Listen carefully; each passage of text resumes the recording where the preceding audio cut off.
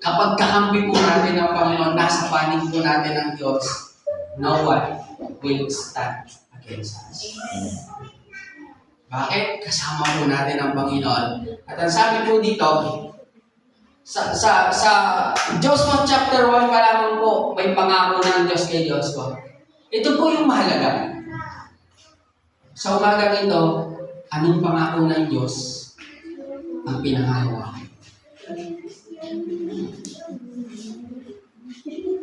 Bakit? Bakit po tinanong? Kasi kung alam natin ang pangako ng Diyos sa atin, kahit anong bagyo, kahit anong problema, kahit anong pagsubok ang pagdaanan natin, dahil alam natin yung pangako ng Diyos sa buhay ng bawat isa po sa atin, na andun ang susi ng pagtatagumpay. Bakit?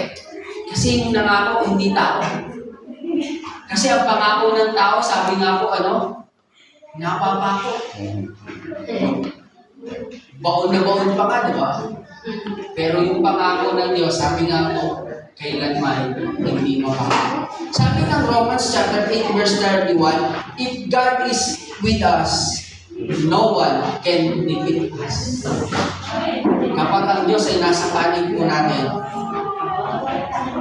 no one will stand up.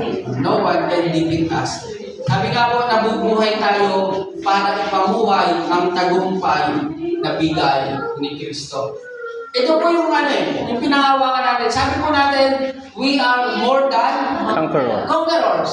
Alam niyo po pala ang ibig sabihin po na sabi sa Tagalog, tayo ay higit pa sa mananagumpay. Ano po ibig sabihin? Hindi ka nakikipaglaban sa mundong ito para magtagumpay. Gets niyo po? Hindi ka nakikipaglaban o hindi tayo nakikipaglaban sa mundong ibabaw na to, sa bawat hamon ng buhay natin para magtagumpay. Nakikipaglaban tayo para ipamuhay ang tagumpay na bigay ni Kristo. At yan po yung sinasabi, we are more than conquerors.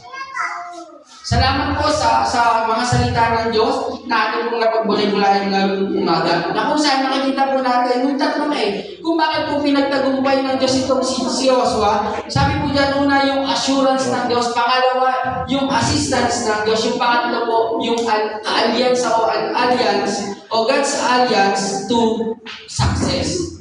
Kaalyado natin si Lord.